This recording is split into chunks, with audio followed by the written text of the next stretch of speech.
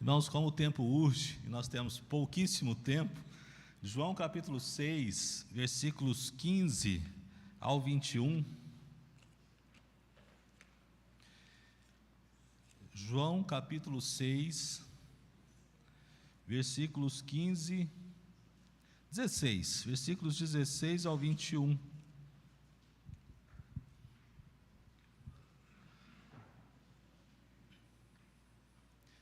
Amém?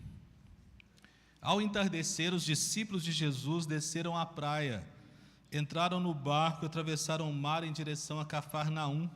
E quando escureceu, porém, Jesus ainda não tinha vindo se encontrar com eles. E logo um vento forte veio sobre eles e o mar ficou agitado.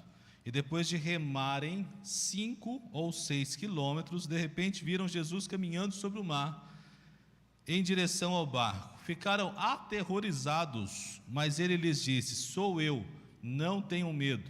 E eles o receberam no barco, e logo em seguida chegaram ao seu destino. Amém. Senhor, nós te louvamos pela tua palavra. Te pedimos, ó Pai, que fale aos nossos corações.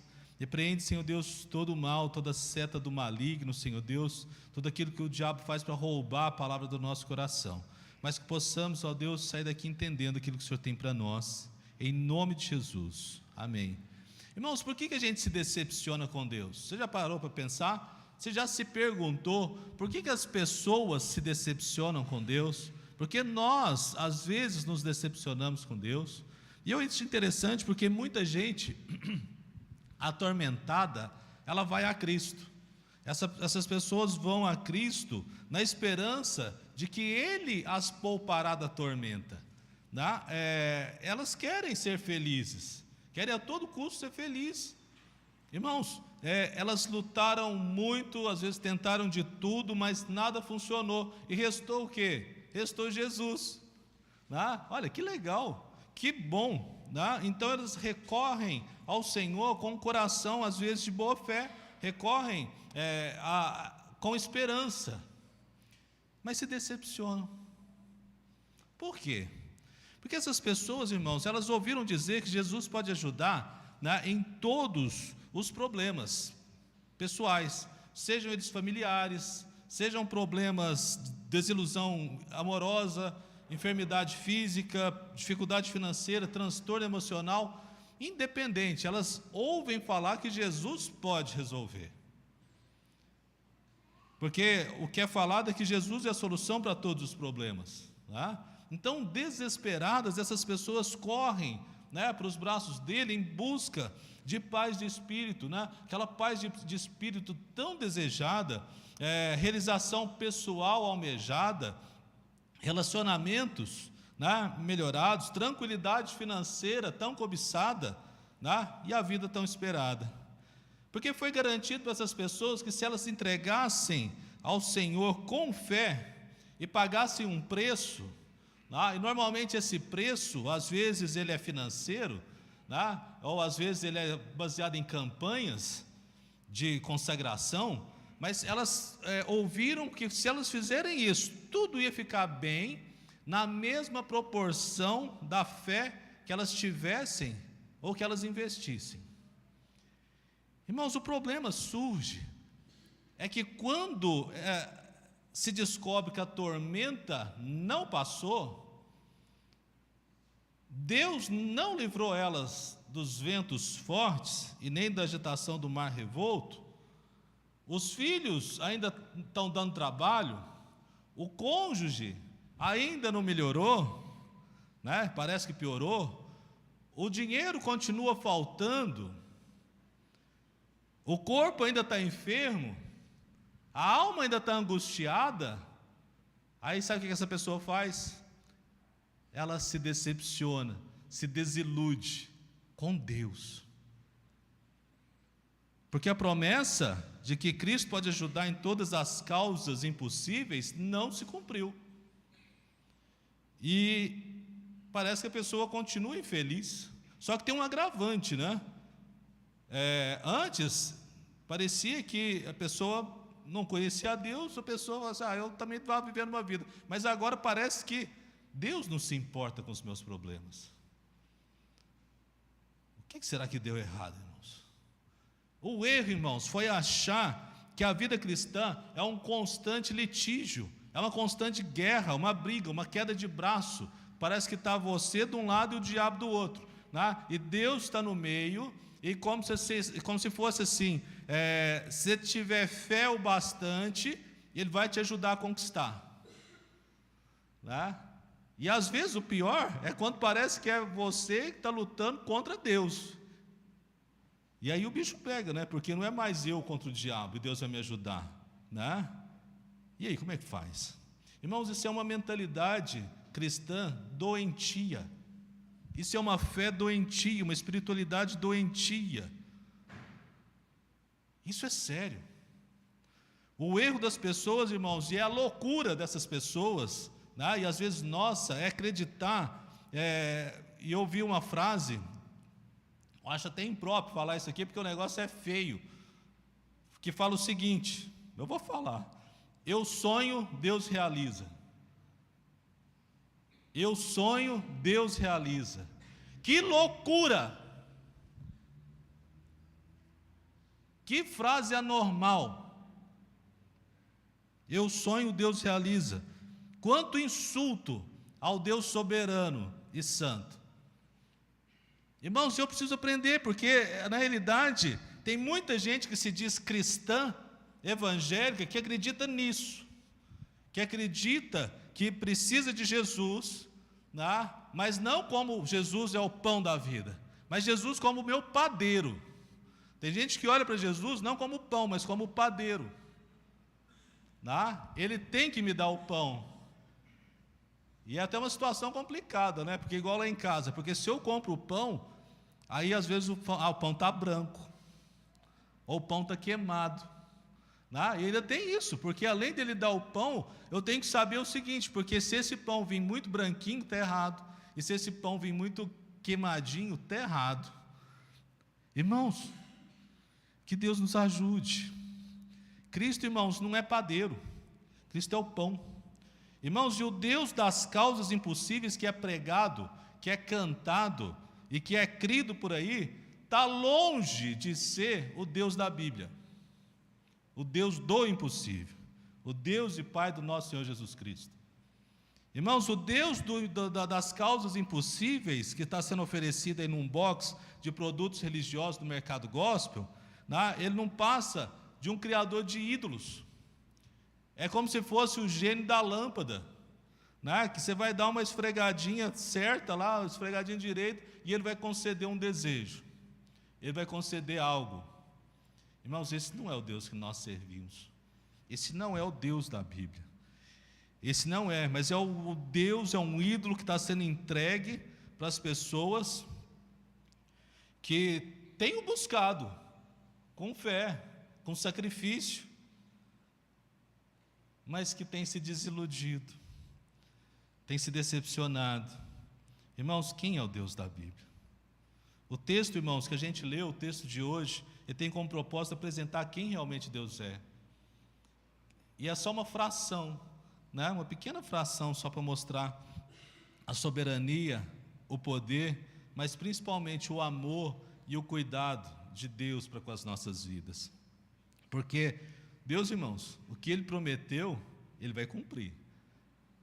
O que Deus realmente promete, Ele cumpre. Mas o que Ele nunca prometeu, Ele não tem necessidade nenhuma de fazer.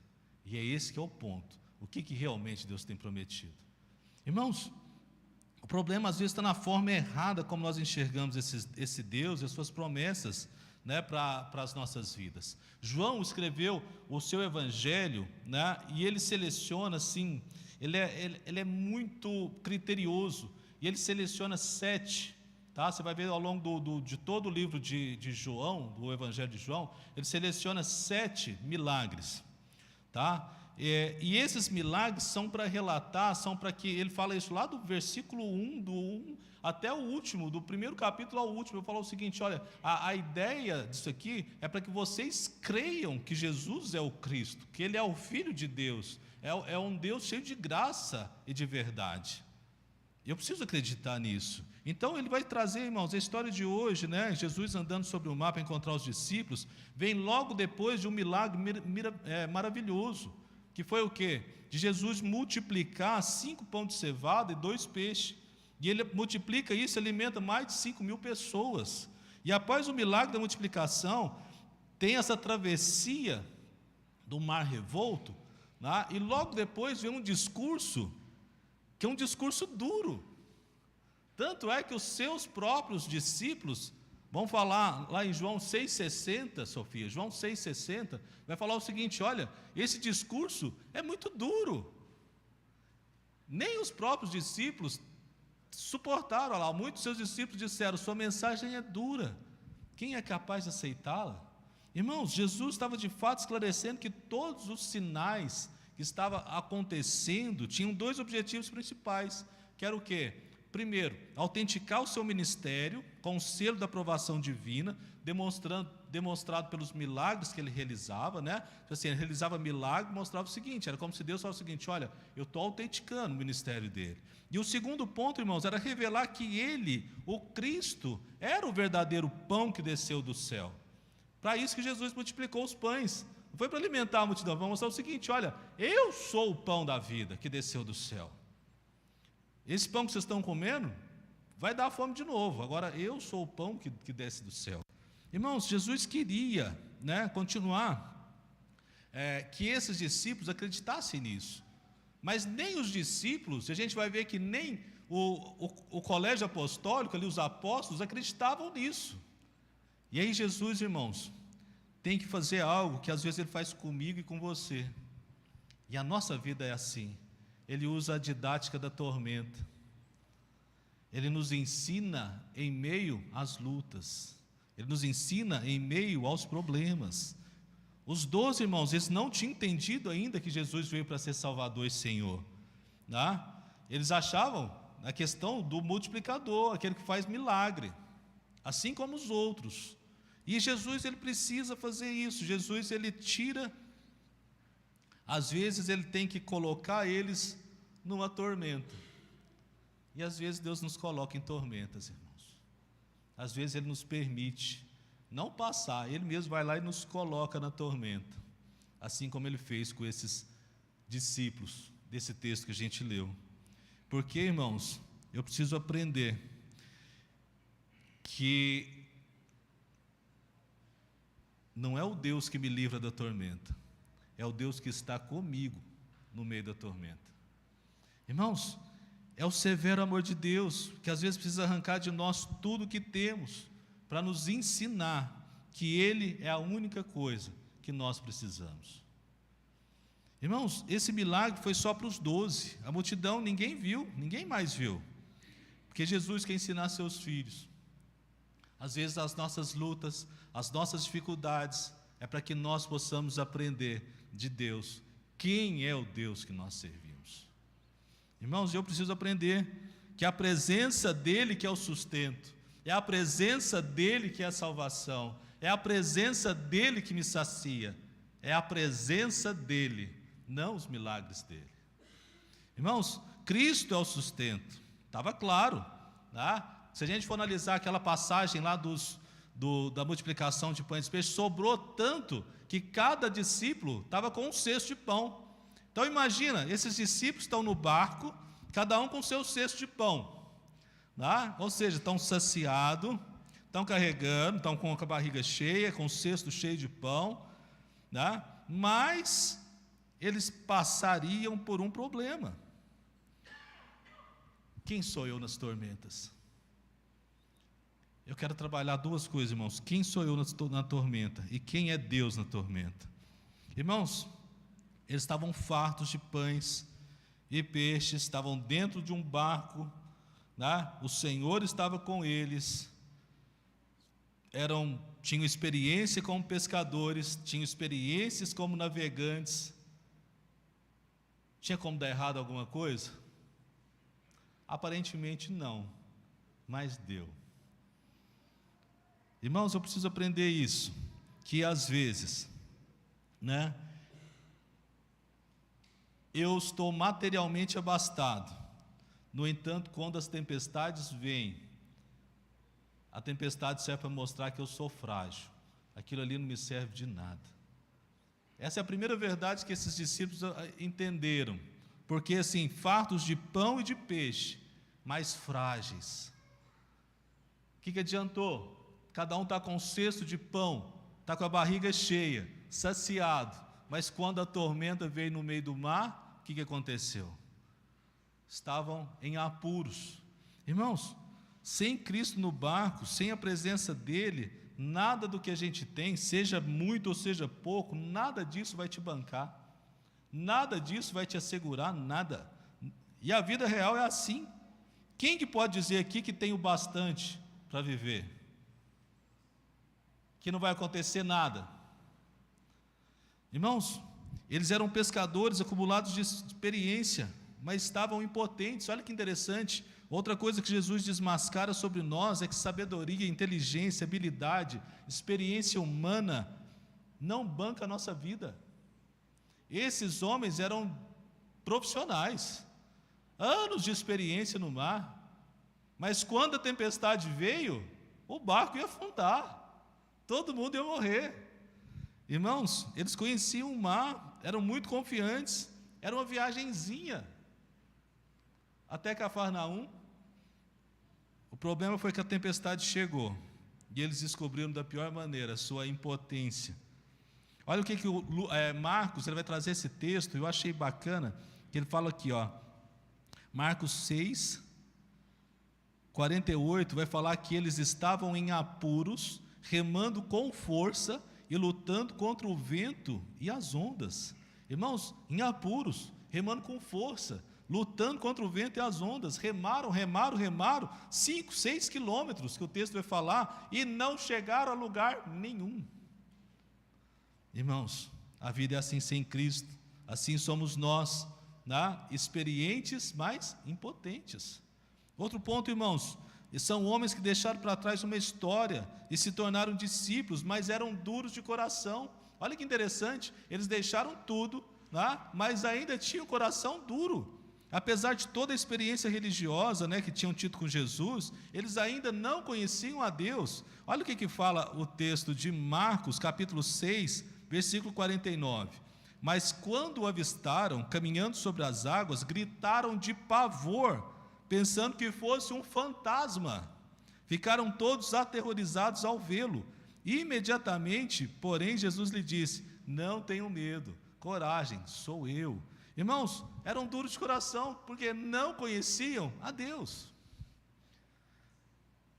Eles ainda eram cegos para o Senhor da glória. Eles ainda eram cegos para quem era Jesus. Tanto é que qual que é o próximo evento depois dessa passagem aí? É Jesus curando um cego. Lembra que eu falei que João, ele traz tudo milimetricamente, no texto? Nada está ali por acaso.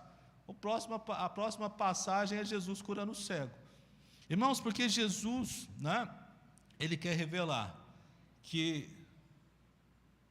sem a glória de Deus, nós não conseguimos nem enxergar as bênçãos de Deus, nem a presença de Deus. Irmãos, assim somos nós. Agora, quem é o grande eu sou na tormenta? Porque essa foi a resposta de Jesus, Quem é? Fique calmo, sou eu. Jesus, andando sobre as águas revoltas do mar e do encontro dos discípulos, nos ensina o que de fato mais precisamos na vida, irmãos.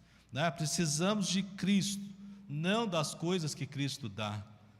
O que adianta um barco cheio de pão, um barco cheio de peixe, se todos eles naufragassem na tempestade?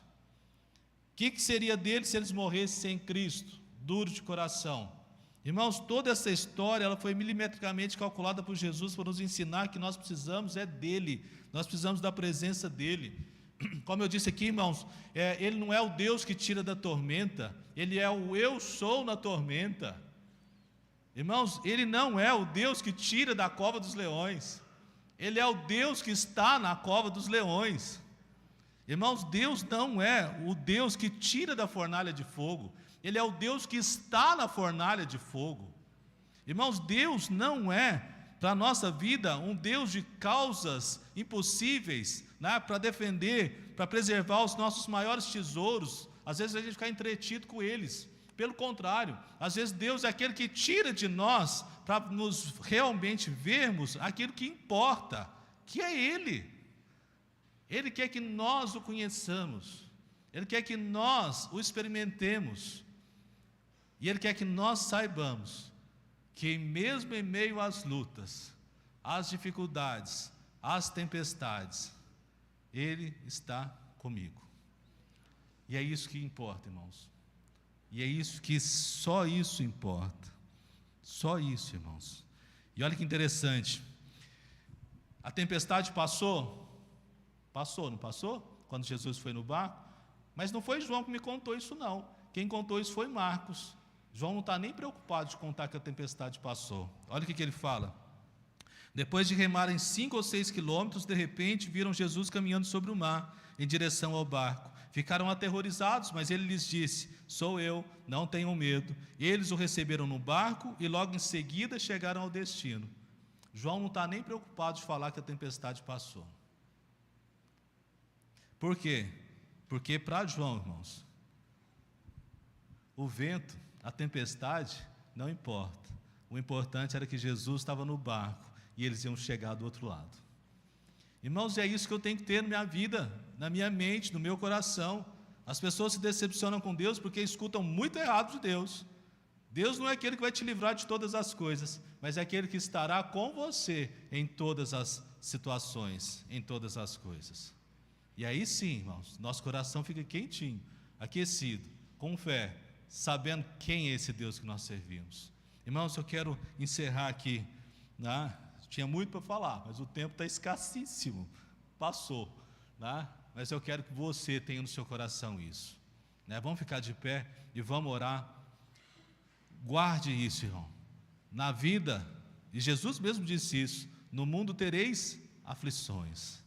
Nós teríamos aflições, nós teremos aflições, dificuldades, ansiedades, né? Mas o Senhor está conosco. Eis que estou convosco todos os dias, até a consumação dos séculos. É problema, é dificuldade, né? O Senhor pode livrar, mas se Ele não livrar não, Ele vai estar ali, junto com você, junto comigo. Feche seus olhos, coloque diante de Deus esse problema que às vezes te angustia, né? Esse problema que às vezes tem roubado sua paz, tem causado ansiedade, né? Lança diante do Senhor. A Bíblia fala, irmãos, 1 Pedro fala o seguinte: lançando sobre Ele todas as vossas ansiedades, sabendo que Ele tem cuidado de vós. Olha que interessante o tempo verbal que Ele colocou. Ele não falou o seguinte: sabendo que Ele cuidará de vós. Não, sabendo que Ele tem cuidado de vós. Senhor, nós te louvamos, Pai, nós te agradecemos por esse momento precioso, meu Deus. Senhor, nós somos homens, somos falhos, nossa fé é vacilante, Paizinho Santo. Em meio aos problemas, às dificuldades, às vezes nos desesperamos, às vezes nós nos angustiamos, mas nós queremos, Senhor Deus, confiar no Senhor. Nos ajuda, Deus, tem misericórdia de nós, que realmente, Pai, a verdade do Teu Evangelho, que é o Senhor conosco em meio aos problemas, isso seja verdade no nosso coração, Pai. Que nós possamos descansar nessa verdade, possamos confiar nessa verdade, que o Senhor está conosco todos os dias. Meu Deus, abençoe Teu povo aqui, abençoe cada irmão, as ansiedades, angústias, necessidades, que o Senhor possa supri-las todas, Pai, mas que cada um saia daqui sabendo que o Senhor está com eles. Em nome de Jesus, amém. Amém, irmão. Poder sentar, nós vamos fazer a divisão da sala.